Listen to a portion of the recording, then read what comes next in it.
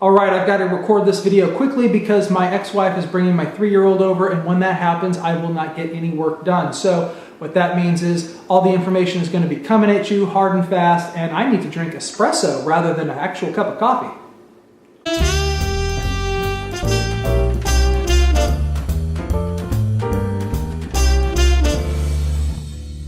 Hey everybody, welcome to week 2 of CIT 15. I am your instructor, Brian Baker. It kind of feels like this is our first video, even though it's week 2, just because I had to reuse the video from last semester in week 1.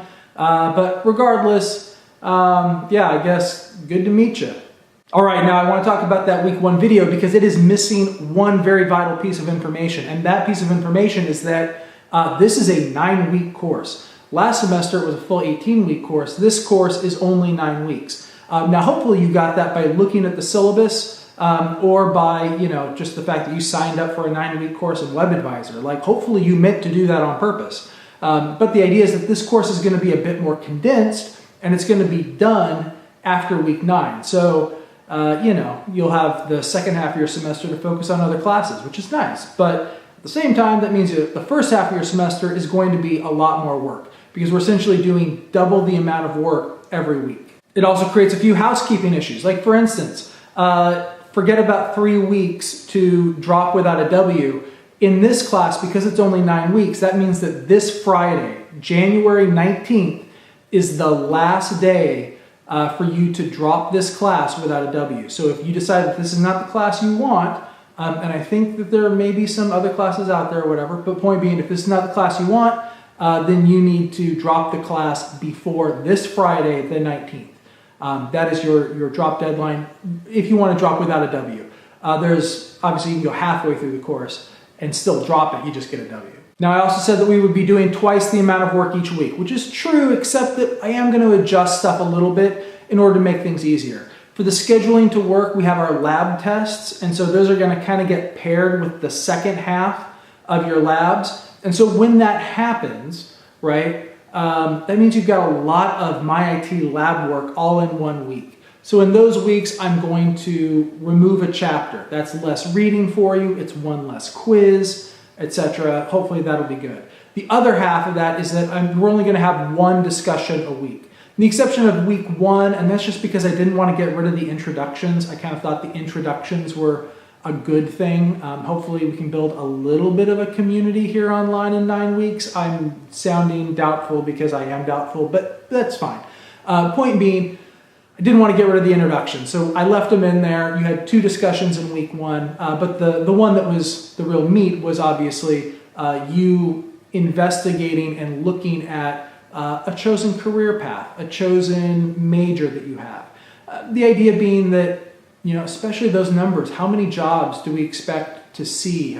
Do we expect to, see this industry grow in the next 10 years? That's really helpful because there's a lot of things where, people want to enter a career and it's going away. I would be very, very nervous if I were a truck driver right now.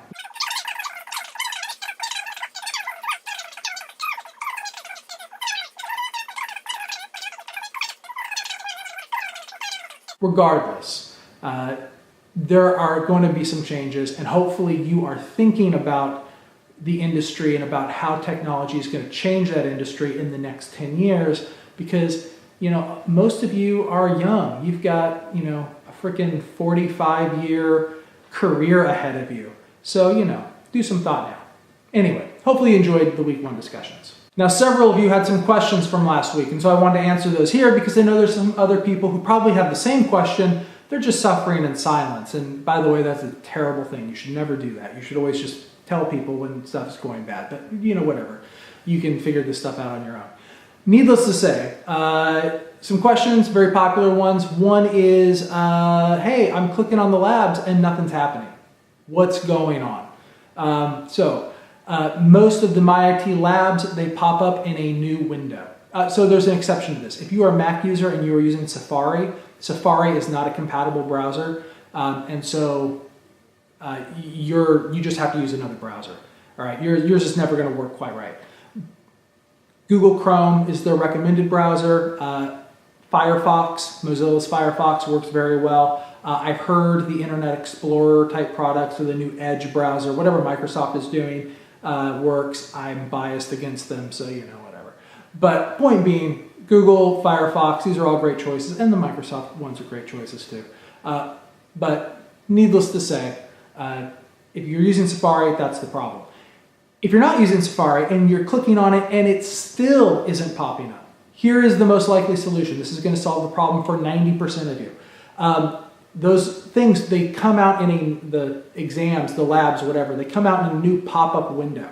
And so that pop-up window is being blocked by your browser.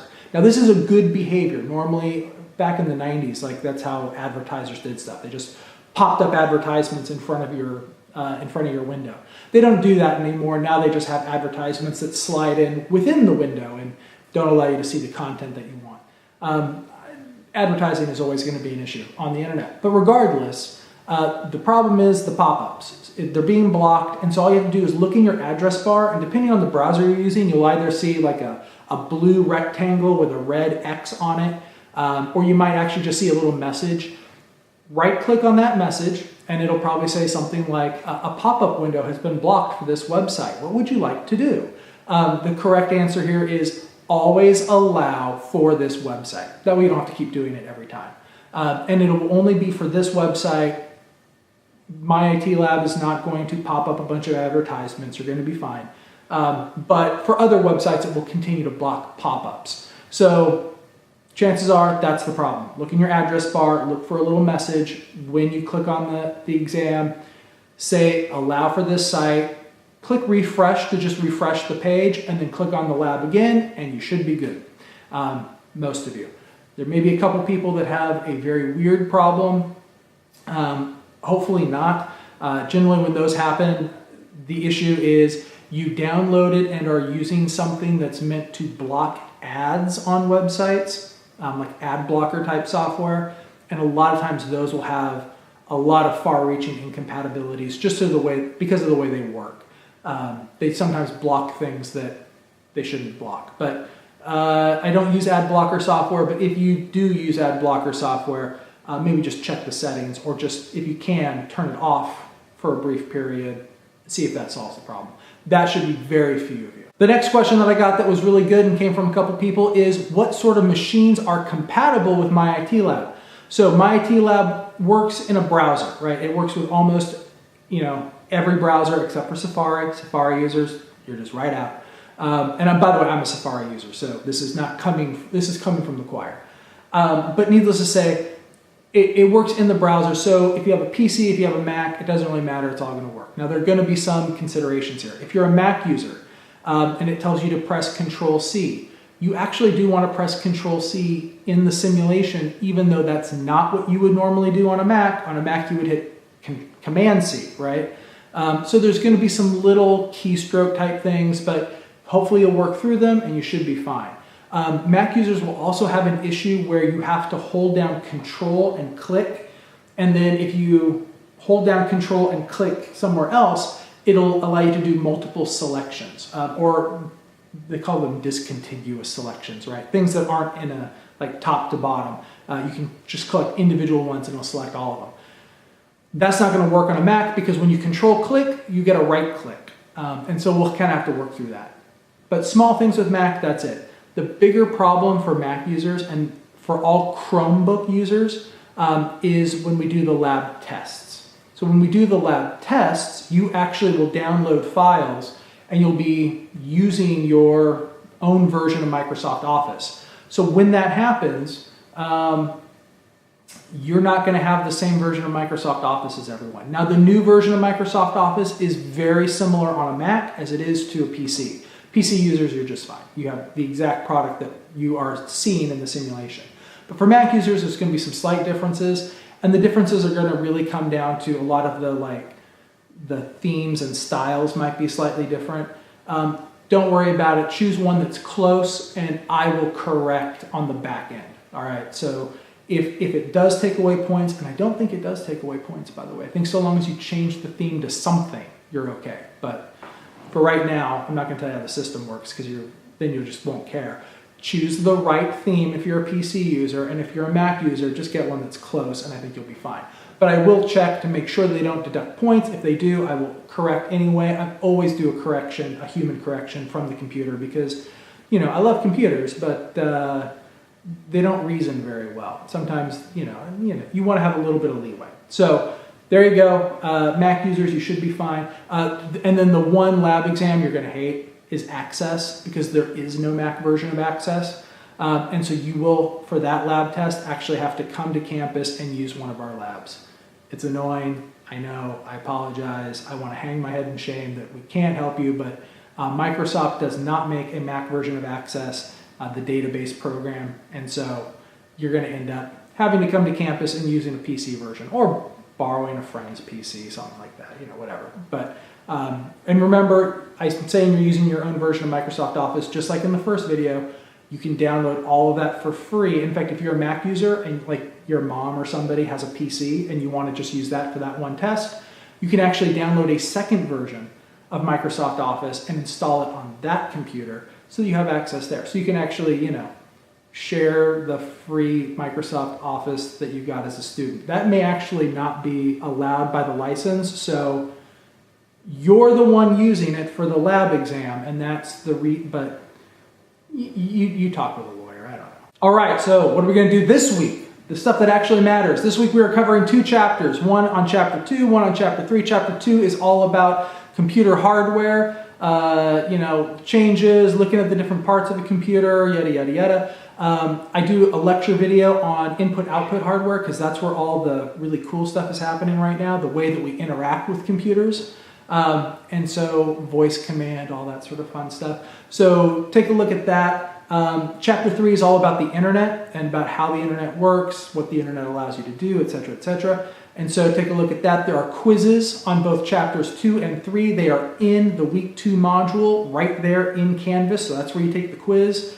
Don't bother trying to find it somewhere else or doing something in a textbook. The stuff you need is right there in the module under graded assignments. So quizzes on both those chapters. Your discussion is going to be about net neutrality. Net neutrality is a huge issue, especially right now, because we just had some of the, class 2, whatever, FCC rules repealed. That's going to be challenged in court, yada, yada. There are extreme positions on both sides. A lot of people say, this is going to destroy the internet. It's not going to destroy the internet. What it's going to do is it's going to allow Comcast to charge Netflix a ton of money, and then people who have a lot of money are going to be able to sort of keep out smaller up-and-coming businesses from being able to compete at the same level. Because at the end of the day, what Comcast is saying is just because you pay money to have internet coming to your house doesn't mean that they should allow other people to send you stuff to your computer without the people sending the stuff also paying. That is the simplest explanation of net neutrality I think I've ever given. It's at the very least the shortest. So point being, your Netflix bill is going to go up, and if you want to create the next Netflix, well, now you're going to have to compete with the fact that people who have a lot of money are going to have much faster video streaming than you will, because you're just an up-and-comer and you don't have the same money that Netflix has to pay off Comcast to get your stuff to people at the same speed, even though they are paying for a certain speed of internet. Yeah, whatever. Hold on, I'm interrupting myself to tell you that this discussion is about net neutrality and the FCC's ruling on net neutrality. Please do not turn this into a huge political discussion about Trump and, yada, yada, yada. Like, I feel you, you've got some valid, just, it's Fresno, there's going to be some conservative people in the room, and it's going to get ugly. So just net neutrality rules, keep it civil, be kind to one another, and back to me. Point being, take a look at some stuff. Oh! In the discussion, I talk about some videos. There's a lot of videos, because big discussion, lots of videos on net neutrality. There are 2 from John Oliver. You do not need to watch the John Oliver videos in order to participate in the discussion. Take a look at the interview with Ajit. I can't remember his last name. Sorry. This is a terrible time for but the FCC chair, I remember his first name, Ajit Pai, sorry. take a look at that video. There's some other videos from the Wall Street Journal. They're a little bit more official. If you want, you can take a look at the John Oliver videos because those are the ones the students tend to like the most. But disclaimer, he curses like a sailor because he's a comedian. So just know that although they are incredibly well done and incredibly popular because it's a great explanation of how net neutrality works and what the problem is, if maybe a little bit hyperbolic, he is a comedian. But point being, if you don't like to hear the F word, you probably shouldn't watch those videos. All right? So we're clear. You don't have to watch the videos, although I do recommend them. And then lastly, labs. You have 2 labs this week, one on Word, they're both on Word, Word Lab 1, Word Lab 2. These first couple weeks, it's pretty simple. You're going to feel confident in these 2 labs. You're not going to have to use that little learning aids button much at all. You're probably going to know exactly how to boldface something or do whatever. This is great. Enjoy it. It's going to be wonderful. Just know when you get to Excel, it's going to be a bit harder. There's going to be stuff you don't really recognize as much. Heck, even when we get to the end of Word, there's probably going to be some stuff you didn't know how to do. And that's the whole point, right? That's why we have the learning aids. You're doing these labs as a way of learning how to do these different skills and honestly to know what's available to do. So go ahead and do that. Like I said, this first week with just Word Lab 1 and 2, you're not going to learn as much because you probably already use Word for school papers, etc., and you kind of know some of the basic features. But again, Excel, you probably don't know as well as you think you do. Access, a lot of you have never even touched it. You've never even heard of it. So databases will be completely new to you. So take a look at that. Or when that happens, it's going to get harder. But enjoy it while it's easy. By the way, we finished the semester, or the 9-week session, with PowerPoint, which is also really easy. So we start easy, we end easy, and all the hard stuff is in the middle. All right?